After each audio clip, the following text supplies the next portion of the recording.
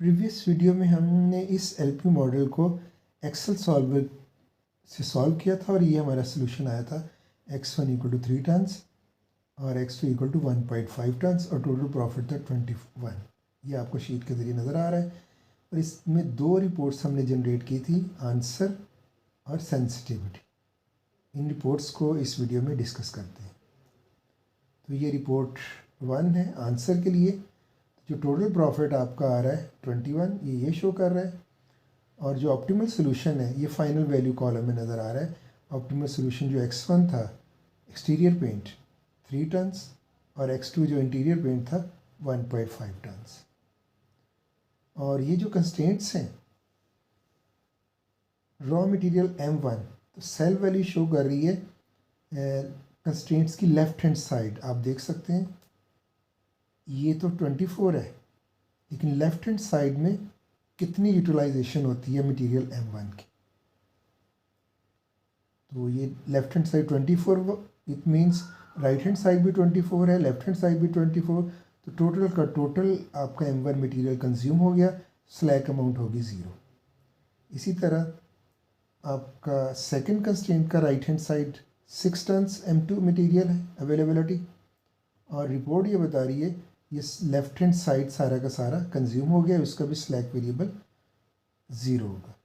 तो जहाँ तक ये डिमांड कंस्ट्रेंट 3 और 4 है, तो ये 1 है राइट हैंड साइड और ये 2 है। तो आप देख सकते हैं कि ये जो लेफ्ट हैंड साइड है कंस्ट्रेंट्स की -1.5 और 1.5, तो ये इक्वल नहीं है। तो इसका मतलब है कुछ ना कुछ स्लैक अमाउंट होगी।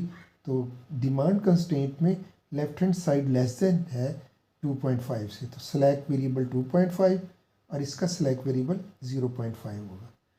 जिन कंस्ट्रेंट्स का स्लैक वेरिएबल 0 होता है उनको बाइंडिंग कंस्ट्रेंट्स कहते हैं। इट मींस M1 और M2 बाइंडिंग कंस्ट्रेंट्स, और जिनका स्लैक वेरिएबल नॉन ज़ीरो होता है वो नॉन बाइंडिंग कंस्ट्रेंट्स होती हैं। इसमें डिमांड 1 और डिमांड 2 की कंस्ट्रेंट नॉन बाइंडिंग। जहाँ तक सेंसिटिविटी रिपोर्ट का ताल्लुक है उसको देखते हैं।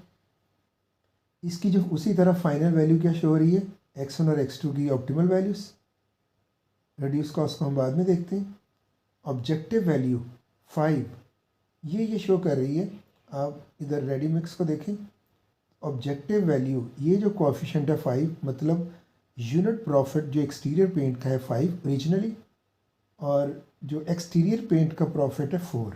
ओरिजिनली ये 5 है और ये 4 है। आप इसमें देख सकते हैं ये जो x1 है इसका जो ओरिजिनल यूनिट प्रॉफिट है वो 5 है और x2 का जो यूनिट प्रॉफिट सेट किया हुआ है वो 4 है। तो x1 जो रो है ये बता रही है कि x1 जो है वो 3 टन्स है और उसका कोएफिशिएंट है 5, यानी 5 यूनिट प्रॉफिट। और ये इंक्रीज़ और डिक्रीज़ ये रेंज है कि 5 जो है ये 1 यूनिट इंक्रीज़ हो सकता है, यानी $1। शुरू में वो $5 था, तो $1 होके इट मीन्स ये 5 से $6 इसका प्रॉफिट किया जा सकता है। और अलाउेबल डिक्रीज़ 3 मीन्स कि 5 - 3 यानी 2 तक इसको डिक्रीज़ किया जा सकता है, तो 3 का लेस करके। इसी तरह जो x2 इंटीरियर पेंट वाला है उसका यूनिट प्रॉफिट 4 है ओरिजिनली, और इसमें इंक्रीज़ किया जा सकता है $6, मीन्स पहले $4 है यूनिट प्रॉफिट, उसको 6 ऐड करके $10 तक किया जा सकता है। और जो डिक्रीज़ है अलाउेबल 0.66, मीन्स इस 4 में से माइनस करें तो ये जो $4 है ये 3.33 तक जा सकते हैं। जहाँ तक ताल्लुक़ है इसका कि ये कैसे कैलकुलेट हुई, ओरिजिनली 5 थी और अलाउेबल इंक्रीज़ 1 और 3 कैसे है, तो इसके लिए हम जो सेंसिटिविटी एनालिसिस ग्राफिकल मेथड से किया उसको ज़रा ऑब्जर्व करते हैं। ये आपका प्रॉफिट है 5 और 4, ये सारी की सारी कंस्ट्रेंट्स प्लॉट की हुई हैं। ये आपकी मटेरियल M1, ये कंस्ट्रेंट मटेरियल M2, और ये डिमांड 1 और ये डिमांड 3। आपका जो Z है वो ऑप्टिमल पॉइंट ये है। आपका ये दो लाइंस जो M1 कंस्ट्रेंट और M2 ये ऑप्टिमल पॉइंट से पास कर रही हैं, और इसका Z ऑप्टिमल पॉइंट से अगर पास करें तो ये ड्रॉ होगी। अब आप देखें ये जो कंस्ट्रेंट्स हैं ना M1 और M2 जो ऑप्टिमल पॉइंट से पास हो रही हैं, यही हमें बता सकेंगी कि अलाउेबल इंक्रीज़ और डिक्रीज़ इसकी क्या हो सकती है और इसमें इंक्रीज़ और डिक्रीज़ कितनी हो सकती है। ये जो दूसरी कंस्ट्रेंट्स हैं जो ऑप्टिमल पॉइंट से पास नहीं हो रही, तो उनका सेंसिटिविटी एनालिसिस करना ज़रूरी नहीं है, तो इसलिए हम उनको इरेज कर देते हैं। अब अगर देखा जाए ये जो z है इसका जो स्लोप है ये इस वक्त ये जो x1 का कोएफिशिएंट है 5 और x2 का कोएफिशिएंट 4 है, इसके हिसाब से ये स्लोप बना हुआ है z का जो इसमें से पास कर रहे हैं। हमने ये देखना है कि ये कितना स्लोप चेंज हो सकता है, यानी ये 5 कितना इंक्रीज़ हो सकता है और कितना डिक्रीज़, ताकि हमें प्रॉब्लम दोबारा से सॉल्व ना करना पड़े और इधर ही उसकी फिजिबल रेंज निकाल लें। अब हम इस z को रोटेट करके देखते हैं, इसका स्लोप चेंज करते हैं। जब इसका स्लोप चेंज करेंगे इट मीन्स ये हमें 5 और 4 की रेंज का पता चल जाएगा। तो हम z को कितना रोटेट कर सकते हैं, उसका स्लोप कितना चेंज कर सकते हैं। ऑब्जेक्टिव क्या है कि ये हमारा जो ऑप्टिमल पॉइंट है या ऑप्टिमल सोल्यूशन ये चेंज ना हो। इसमें हमने इसको इतना चेंज करना है, यानी ये C1 और C2 को इतना चेंज करना है कि हमारा ऑप्टिमल सोल्यूशन चेंज ना हो। तो इसको रोटेट करते हैं इस डायरेक्शन में, तो अभी भी देखें ये जो z है अभी भी हमारा ऑप्टिमल पॉइंट वो है। आप देख सकते हैं कि और थोड़ा सा रोटेट करें, अभी भी आपका ऑप्टिमल पॉइंट वही यही पॉइंट बनेगा। और कितना इसको रोटेट कर सकते हैं, यानी z के स्लोप को चेंज कर सकते हैं, इस लाइन के अलाउंग कर दें, अभी भी आपका ऑप्टिमल पॉइंट यही बनता है। जब हम इसको इधर ले जाएंगे और ड्रैग करेंगे तो ये आप देख सकते हैं ये जो z है इसको अगर अपवर्ड ड्रैग करें तो आपका ऑप्टिमल पॉइंट अब C नहीं रहेगा, ये हो जाएगा। इसका मतलब है हमने इससे बचना है, तो हमारे लिए यही लाइन थी, यानी इसको कितना रोटेट कर सकते हैं इधर तक, इस लाइन तक लेके आ सकते हैं, इससे नीचे नहीं लेके जा सकते। इट मीन्स ये जो z है इसका स्लोप यहाँ तक आ सकता है इससे, यानी ये वाली लाइन है इसके स्लोप के बराबर आ सकता है। दूसरी डायरेक्शन में अगर देखें अभी भी आपका यही C ऑप्टिमल पॉइंट है, और देखते हैं कितना इसको चेंज कर सकते हैं। तो इस लाइन के अलाउंग ले हैं, अभी भी यही ऑप्टिमल है। और जब हम इससे बाहर जाएंगे, अब अगर देखें ये अगर z है इसको ड्रैग करें तो आपका ऑप्टिमल पॉइंट चेंज हो जाएगा, ये हम नहीं चाहते। इट मीन्स हम इसको वापस इधर ले आएंगे, तो यहाँ से ये पता चला इसका स्लोप मैक्सिमम यहाँ तक जा सकता है और मिनिमम इधर तक जा सकता है। हमें वो रेंज पता चल गई कि इसका स्लोप एक तो M1 कंस्ट्रेंट के स्लोप तक जा सकता है और इसका मिनिमम स्लोप M2 कंस्ट्रेंट के तक जा सकता है। तो यहाँ से हम ये फार्मूला बना के ये C1 और C2 की रेंज कैलकुलेट कर सकते हैं। तो आपका इसकी रेशो ले लें, इसको हम C1 सपोज कर लें, इसको C2, तो C1 ओवर C2 ये हमने फाइंड आउट करनी है। तो आपने देखा कि ये इसका स्लोप इससे ऊपर नहीं जा सकता, तो अगर आपने रेशो ली हुई है इधर C1 ओवर C2 तो इस कंस्ट्रेंट से ज़्यादा नहीं हो सकता। इट मीन्स इसका स्लोप क्या बनेगा 6 ओवर 4। इट मीन्स ये रेशो C1 ओवर C2 की रेशो 6 और 4 की रेशो से ज़्यादा नहीं जा सकता, उससे लेस ही रहेगी। और इस साइड पे हमने देखा ये रेशो इससे नीचे नहीं जा सकती C1 और C2 यहाँ तक, और इससे ऊपर रहेगी। तो आप कह सकते हैं कि इस लाइन की रेशो क्या बनेगी, तो उसी हिसाब से 1 ओवर 2। तो इसका 1 ओवर 2 यानी C1 ओवर C2 और इस लाइन का है 1 ओवर 2। आपने इसका जो फार्मूला बना है वो ये बना है कि C1 over C2 less than equal to 6/4 और इधर ग्रेटर देन इक्वल टू 1/2, क्योंकि ये इससे ऊपर नहीं जा सकती, इसके इक्वल और इससे लेस रहेगी, और इससे नीचे नहीं जा सकती, इससे इक्वल या ग्रेटर रहेगी। तो C1 यहाँ से हमने इससे C1 और C2 की रेंज कैलकुलेट कर सकते हैं। और यहाँ ख्याल रखिएगा ये हमने इसके C1 और C2 की रेशियो को इतना चेंज किया कि ये आपका ऑप्टिमल पॉइंट वही रहे, चेंज ना हो, ये मेजर पॉइंट था। तो यहाँ से हम C1 और C2 कैलकुलेट कर सकते हैं। C2 को 4 फिक्स कर दें, तो यहाँ इसको सॉल्व करें तो C2 निकलेगा ग्रेटर देन इक्वल टू 2 और लेस देन इक्वल टू 6। इसी तरह सेकंड टाइम आप C1 को 5 एज्यूम कर लें, तो ये 5/C2 और इसको सॉल्व करेंगे तो यहाँ C2 निकलेगा ग्रेटर देन इक्वल टू 3.33 और लेस देन इक्वल टू 10। आप यही सेंसिटिविटी एनालिसिस हमें बता रहा है। अगर हम उसको देखें रिपोर्ट को तो इसमें हमें यही बताया जा रहा है कि ओरिजिनली C1 5 है और 1 इंक्रीज़ कर सकते हैं यानी 6 तक जाएगा, और 3 डिक्रीज़ कर सकते हैं यानी 2 तक जाएगा। तो इसकी मैक्सिमम 6 और मिनिमम 2। आप देख सकते हैं यही चीज़ अभी हमने इधर देखा है कि C1 मैक्सिमम 6 तक और लेस देन इक्वल टू 2।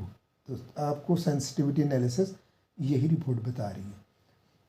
इसी तरह आप इसको देखें, ओरिजिनली 4 है तो 6 यूनिट ऐड करें इंक्रीज़ के 10 तक जा सकता है, और डिक्रीज़ हो रहा है 0.66 तो माइनस करें तो 3.33 तक।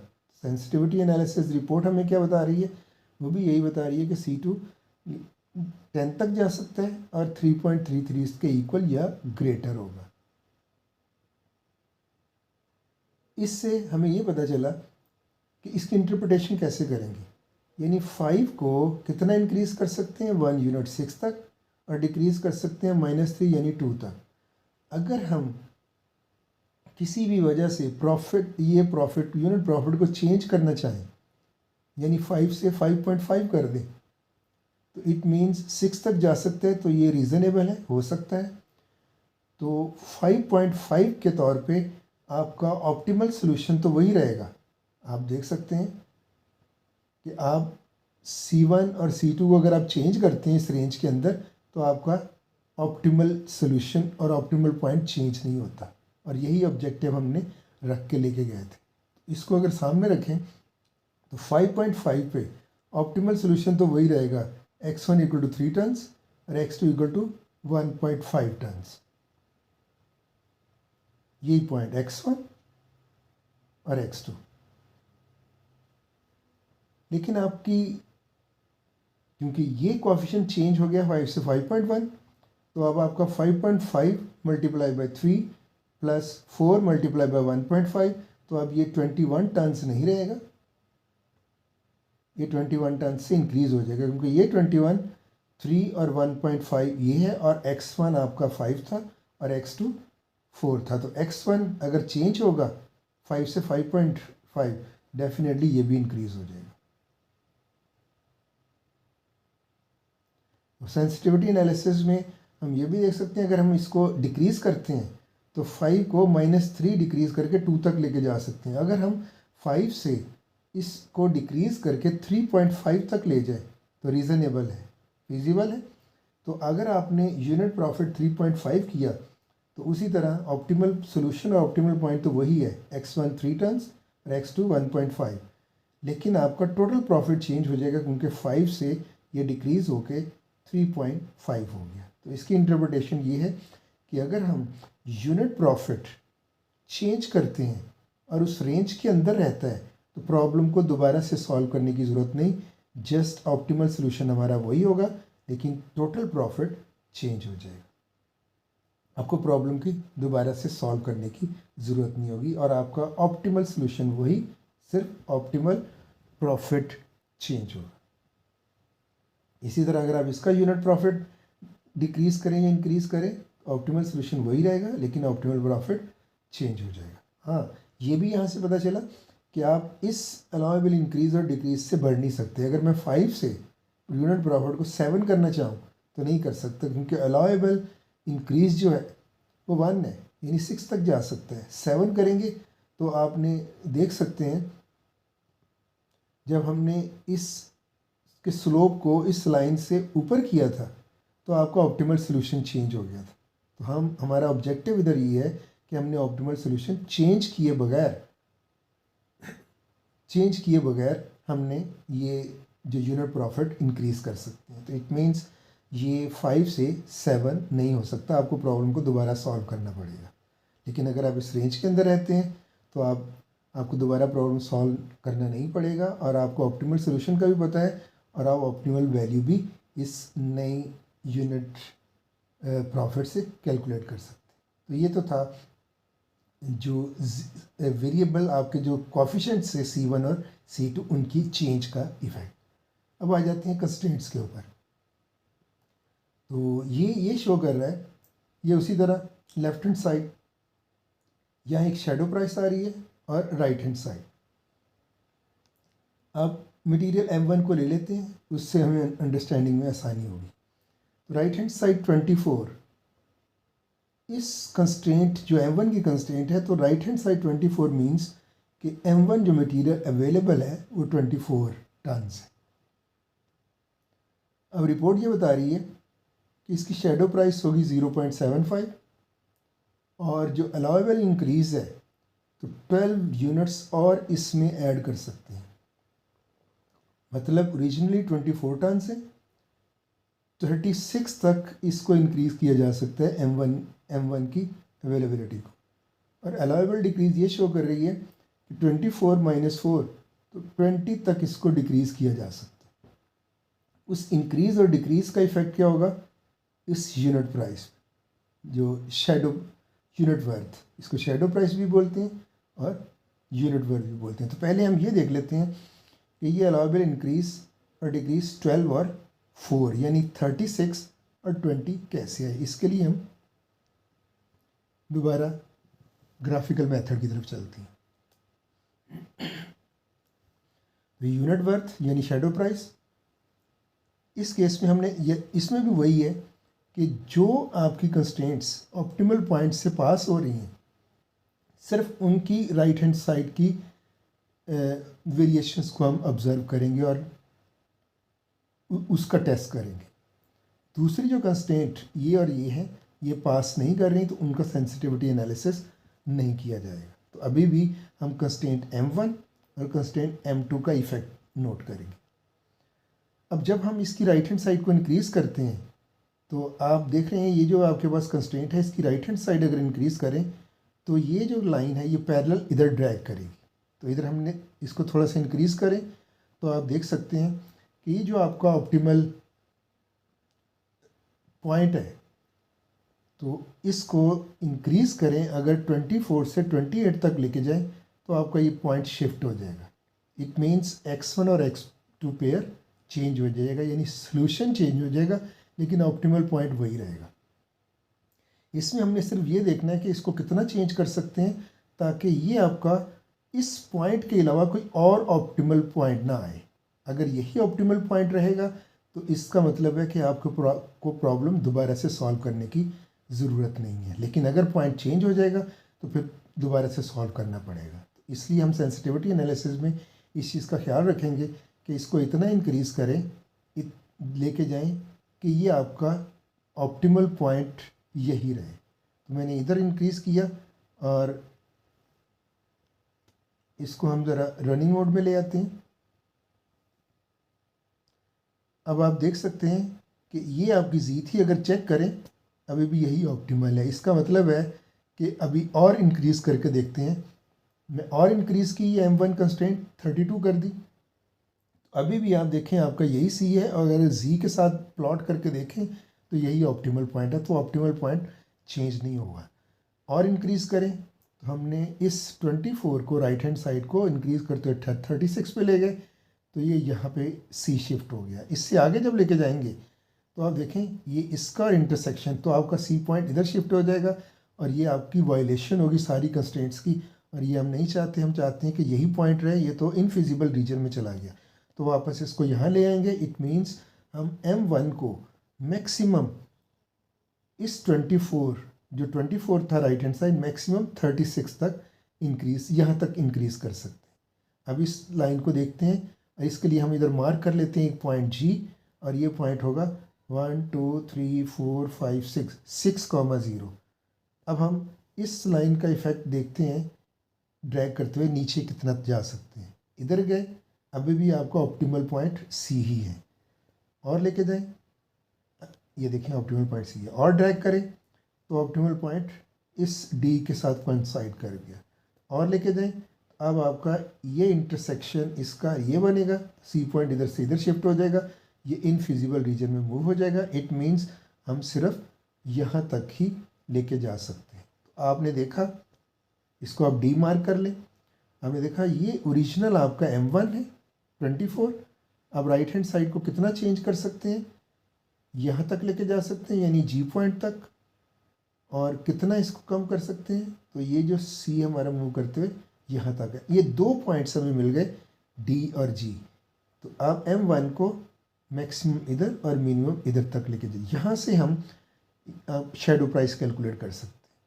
अभी हमारे पास M1 की जो फिजिबल रेंज आई है वो डी पॉइंट, इसको नोट करें 22, और जी पॉइंट ये 6,0। तो इसी के ऊपर हम देख लेते हैं कि राइट हैंड साइड हमारी, अगर हम 22 इधर पुट करें लेफ्ट हैंड साइड पे, ये बन जाएगा 20, और G0 ये 60 पुट करेंगे, ये वाला x1 और x2, तो हमारे पास बन जाएगा 36। तो ये तो हमें इन 2 पॉइंट्स पे इसकी लेफ्ट हैंड साइड को हम देख सकते हैं कि इतना वेरी करेगा। तो शेडो प्राइस का फार्मूला होता है y1 इक्वल टू इधर z1 change divided by m1 change. तो इस पॉइंट पे 22 पे हमने राइट हैंड साइड कैलकुलेट कर ली m1 की, वो 20 तक, ये 22 पे 20 तक गया, और 60 तक ये लाइन ये 36 कैलकुलेट हुआ हमारा। और इस इन्हीं 2 पॉइंट्स पे 22 पे हमने ऑब्जेक्टिव फंक्शन में 22 पुट किया तो 18 निकला, और 60 पुट किया तो 30 निकला। तो ये हमारे पास जो फिजिबल रेंज बन रही है इस M1 की यहाँ तक और यहाँ तक, और जो 2 पॉइंट्स हैं इन 2 पॉइंट्स को M1 की लेफ्ट हैंड साइड पे पुट किया तो 20 और 36, और Z इक्वेशन में पुट किया तो 18 और 30। तो y1 हमारा बन जाएगा जो कि शेडो प्राइस होगी कंस्ट्रेंट M1 की, वो Z चेंज 30 माइनस 18, और M1 चेंज 36 माइनस 20, ये निकल आएगा 3/4, और ये वही 0.75 है जो आपको उधर सेंसिटिविटी रिपोर्ट में नज़र आ रहा है। आप देख सकते हैं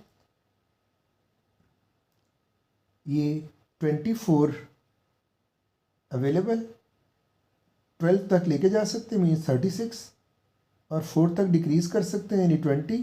तो 36 और 20 की रेंज, और शेडो प्राइस जो भी मैंने y1 कैलकुलेट की है वो 0.75 निकल रही है। आपको पता चल गया होगा कि ये शेडो प्राइस ये अलाउबल इंक्रीज़ और डिक्रीज़ के साथ कैसे कैलकुलेट होती है। अब इसकी इंटरप्रिटेशन क्या होगी? इसकी इंटरप्रिटेशन ये है कि ये शेडो प्राइस होती है M1 की यूनिट वर्थ, यानी 1 टन अगर आप एडिशनल M1 रॉ मटेरियल का ऐड करें, यानी 24 से 25 कर दें, तो 1 टन ऐड करने में ये है यूनिट वर्थ 1 टन की 0.75। तो आपका ओरिजिनल प्रॉफिट 21 है, उसमें आपके पास जो अवेलेबिलिटी है 24 के लिए 21 है। 1 टन ऐड करने में आपकी एडिशनल जो कंट्रीब्यूशन प्रॉफिट में होगी 0.75 ऐड हो जाएगा ये यूनिट प्रॉफिट। तो आपका टोटल प्रॉफिट बनेगा 25 राइट हैंड साइड से 21.75। और अगर आप 24 से इंक्रीज़ कहाँ तक कर सकते हैं? 12 तक, यानी 12 इंक्रीज़ करके 36 तक लेके जा सकते हैं। अगर आप 24 में 4 यूनिट्स ऐड करें, 1 यूनिट वर्थ की, तो ये शेडो प्राइस है, तो 4 यूनिट ऐड करें यानी 24 से 28 कर दें, तो 4 यूनिट 4 से इसको मल्टीप्लाई करें 0.75, ये बन जाएगा 3। तो 3 ऐड कर दें आप 21 में, तो 21 + 3 $24 आपका प्रॉफिट होगा। और अगर आप इसको 24 को इंक्रीज़ करके 40 पे ले जाएं, वो हो नहीं सकता क्योंकि मैक्सिमम अलाउबल इंक्रीज 12 है, 36 तक हो नहीं सकता, ये रीजन से बाहर चला जाएगा। यही हम ग्राफिकल एनालिसिस में हमने ऑब्ज़र्व किया। तो ये रेंज फिजिबल है, 36 तक जा सकता है।